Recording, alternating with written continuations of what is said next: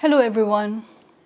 So in this video, I'll talk about what I'm calling, and what people have called, Xenophanes' constructive theology, right? So his idea of what the divine is like. So in the previous video, we looked at his more destructive theology, where he was talking about what the divine is not like. And as he said, the divine is not like the Homeric gods.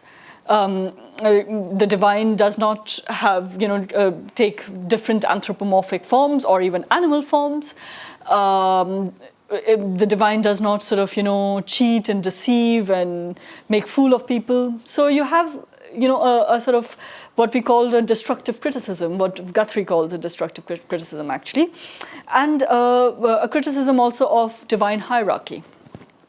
So what are the positive elements, of the divine that he then sort of brings forth? What do we have?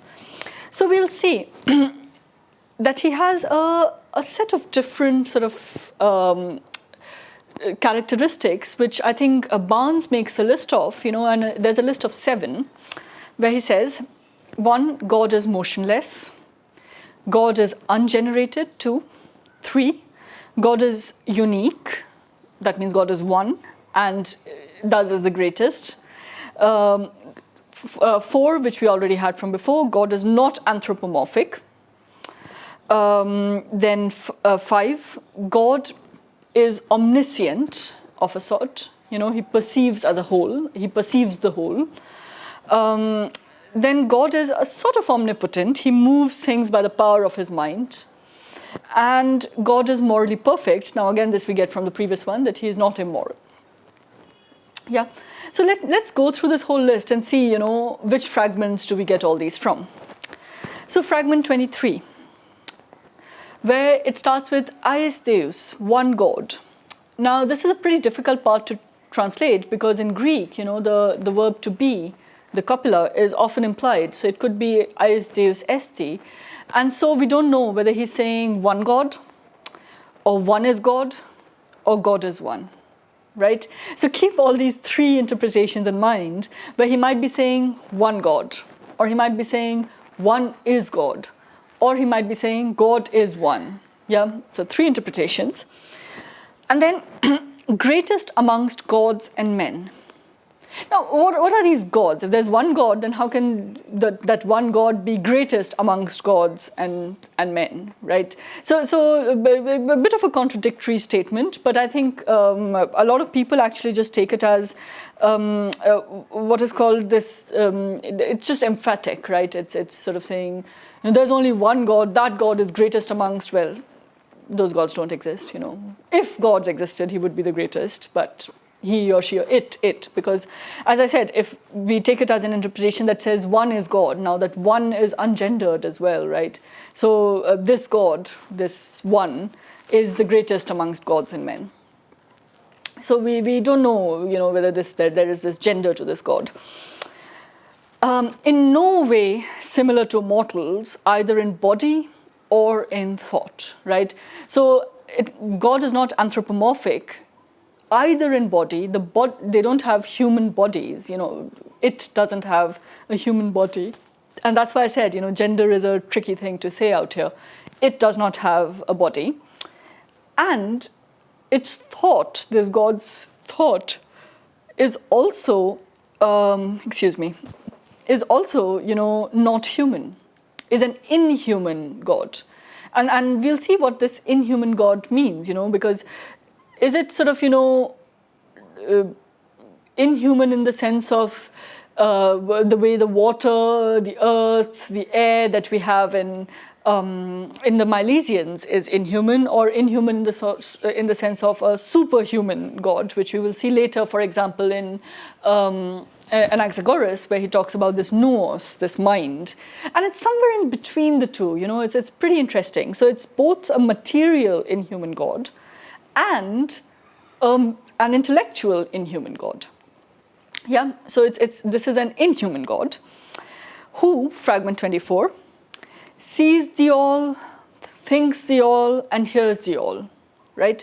Another translation sees all together, everything, thinks all together, and hears all together. Now, again, these two would change the interpretation a bit, and we should carry both in our mind as we look at it, because then this God we could think of this God then as being coextensive with the world, right?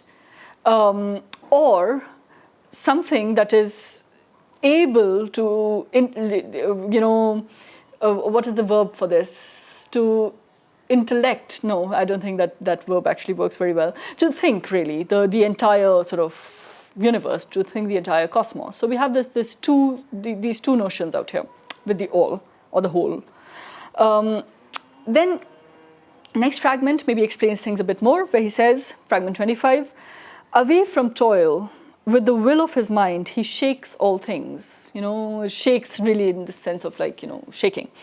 So again, you have this idea, does not work, does not exert any physical effort, away from toil, with the will of the mind, pure will alone, pure intelligence, pure intellection alone, moves everything.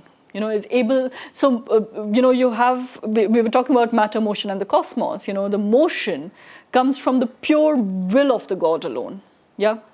There is no physical motion in which God doesn't have to, push something here to sort of exert any kind of force which is material to change things. Can change things by pure will alone. Because when we think about motion, in Greek times, that motion meant all kinds of changes. So all change in this world would be thought of in terms of this motion. So God causes change in this world by the power of its mind alone. Yeah. And fragment 26. So does that mean that God is constantly moving? Well, no. He remains in the same place, not moving at all. Neither does it befit him to go to different places at different times. Again, this question of befitting. Yeah? What is it right to say of the gods? If you remember in fragment 1, which we talked about earlier, so it was not, or was it fragment 1? I think, well, one of the fragments where it was not befitting for the gods to have, to be immoral, to deceive and to do all these things. Yeah? Then here, it's also not befitting for these gods, for this God, single God, to move at all, to themselves move. Because, well, they can move everything with the power of their mind, right? This God can move everything with the power of its mind. And it doesn't need to go to different places at different times. So it's not running around, like with the Homeric gods, you have different gods sort of rushing to send a message there, to tell Achilles to do something, to then rush off somewhere else. Aphrodite, for example, in the Iliad, is constantly rushing about. So she first goes to Achilles to tell him, don't kill Agamemnon right now. You will get better riches. Then she rushes over to Helen to tell her, well, you better go back and sleep with Paris. So there is this whole sort of, gods are constantly rushing about. This one God, first of all, not gods, single God of Xenophanes, can move everything with the power of its mind, so does not need to rush about at all. Yeah? And therefore doesn't need to work. It does not need to exert any physical effort, let's say. Mental work, yes, but no physical effort.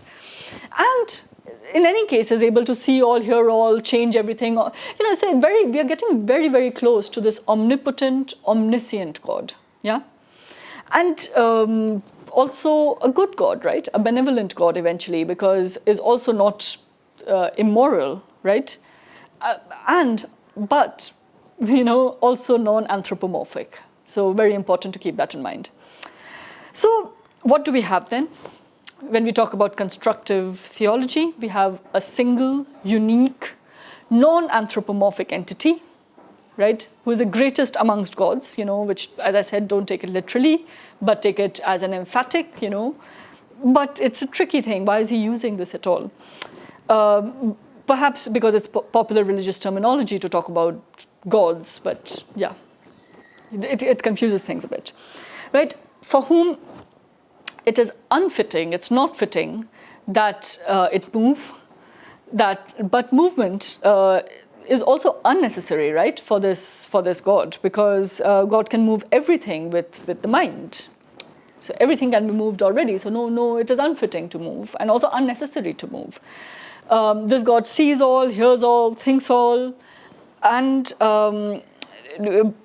does this by this whole unmoving body, right? Motionless, does all that without running around to different places to gather information, to gather gossip, right? So in fact, if it sees all, then can get all this gossip from wherever this God wants. It's this kind of a, I mean, it would make me paranoid, really, this God that is everywhere, which is constantly picking up all knowledge that you have. But then this is the God that later developed in many theologies. So it's not, I mean, at this time maybe it is a radical shift from Homer and Hesiod, but eventually this is the picture of God that people sort of created. Anyway, so this is a reaction, as you see, from anthropomorphic polytheism. But our question is it a monotheism at all? Or is it more of a pantheism, as we saw with the Milesians? So, the question of monotheism, pantheism is a tricky one, because monotheism and monism we have already seen, but like monotheism is a very, it's a different kind of a construct that we have out there. Here, our question is this God then equal to substance? Because this God, remember, he doesn't say this God is formless. There is no formlessness to this God. This God does have a form, but this form is not human. Yeah?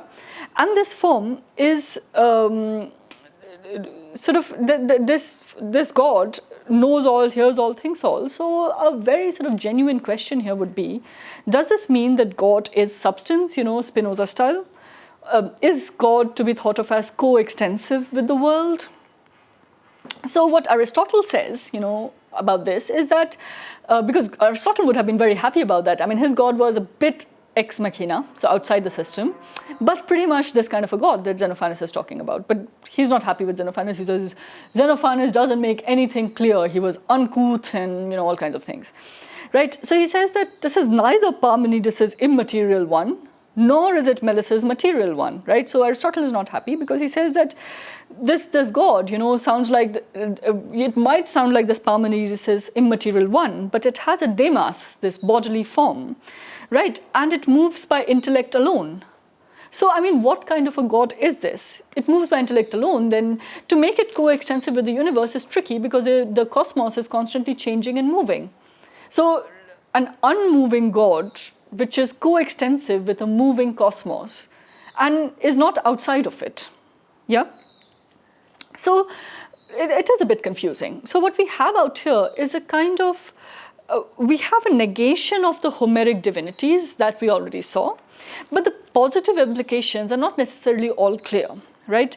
So when it comes to the form of these gods, we have, two interpretations. One is that this form could be finite, could be spherical. Why spherical? Because this God, it is unfitting to be, more in one place and less in another. We'll see that with Parmenides actually later on.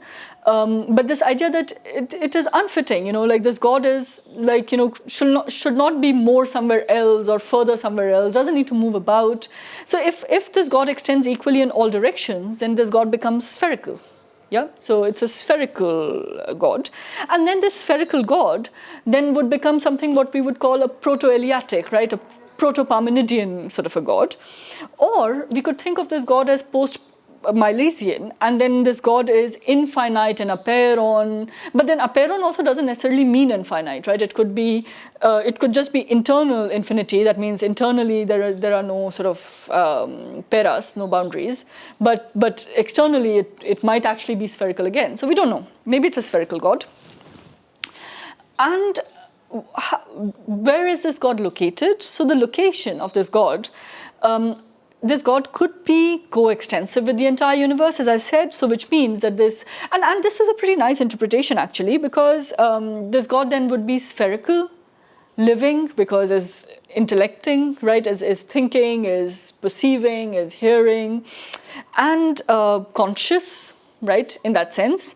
Divine, of course, is immortal, in this case even more immortal, because it is not born, does not die, right, is immortal, eternal, and self-moving, right? So coextensive with the cosmos.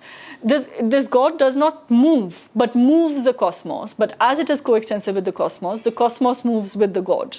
I know it's slightly complex to understand, and I am simplifying it a bit, but try and hold this thought of coextensivity, God being substance, the substance of the cosmos being God itself, and this God then, is self-moving in the way that the cosmos moves, and that's why the cosmos is a cosmos in the first place, right? That's why the cosmos is a beautiful order, because this is a completely intellectual God who thinks everything and so arranges everything perfectly, yeah?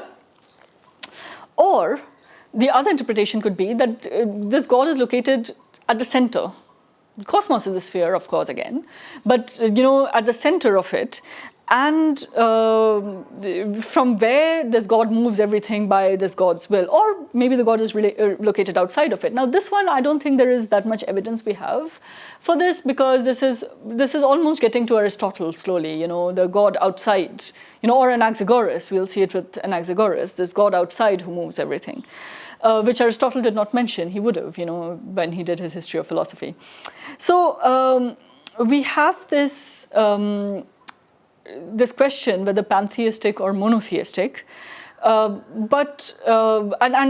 we have reasons to assume either. But I think there is more evidence pointing towards pantheistic than monotheistic, but neither is very clear. So it's up to us. Maybe we should say, it could be either. Yep. So what, however, is the central point that we can get from all this? Yeah, that Xenophanes, in rejecting his previous tradition, the religious tradition of Homer and Hesiod, is coming up with a rational God.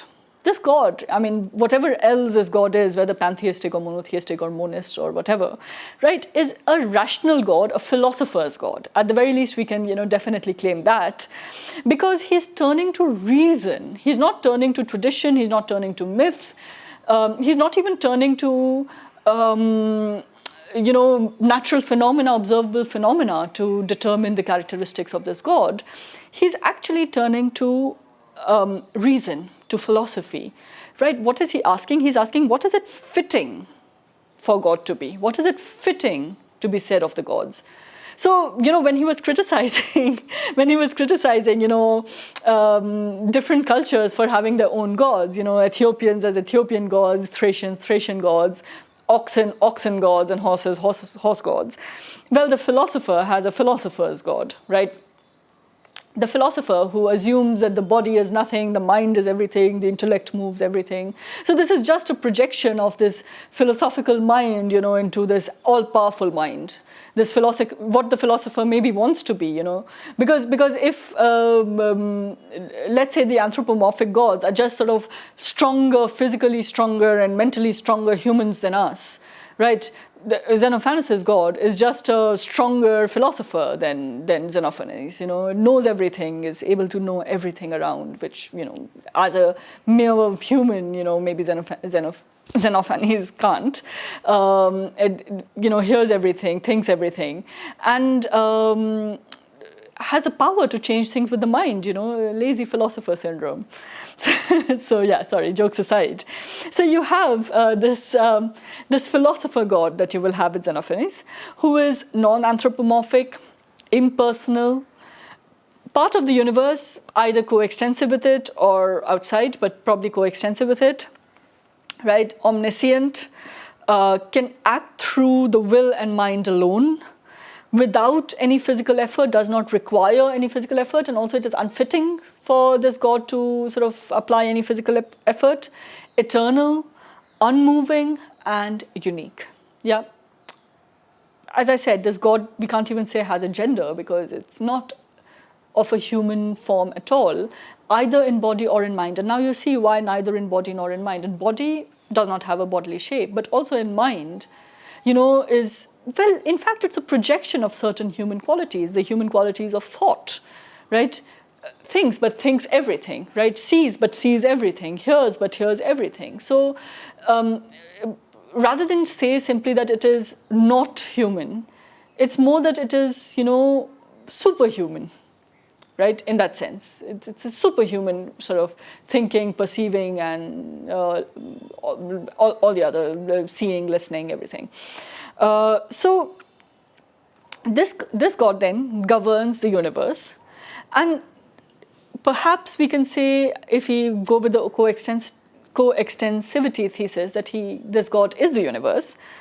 So then the universe must also then possess this same sort of underlying unity. I mean, that is the assumption that, the universe of this God would be a cosmos, because it is governed by this intelligent, omniscient, and also omnipotent in some ways being. So it's a cosmos because this God is itself, unique, united, omniscient, all these things. So this is the philosopher's God that will gain a lot of traction in later sort of philosophy. It becomes a very, very important idea that we will see once we continue with the history of philosophy, already with the pre-Socratics, but definitely later on with Plato, with Aristotle. So now that we have talked about, both theological critique and constructive theology, in the next video, I'll talk a bit more about cosmology, right? And sort of what we could call the natural philosophy in this case. All right, thank you.